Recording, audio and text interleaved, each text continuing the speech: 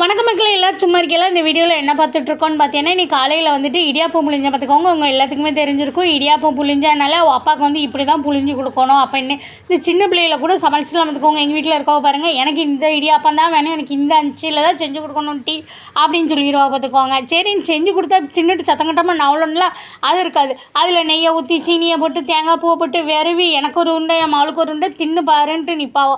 நானும் ஏசி விட்டுட்டு போயிருவேன். என் மாவை வந்துட்டு அப்பா சொல்ல தட்டாத பிள்ளை பற்றியில், அதனால அவள் வந்துட்டு அப்பா சொல்லுதுன்னு ஒரு உண்டை வாங்கி தின்னு பாப்பா.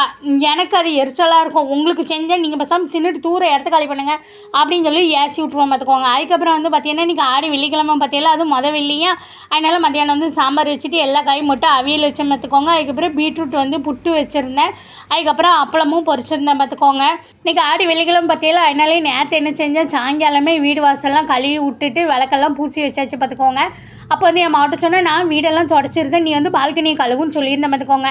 அவள் சரிம்மா அப்படின்னு சொல்லியிருந்தா. அவள் அப்பா நேற்று என்ன மூடில் இருந்தாலும் தெரில, மாவுக்கிட்ட வாரியில் வாங்கி அவளே கழுவி விட்டுட்டாவோ.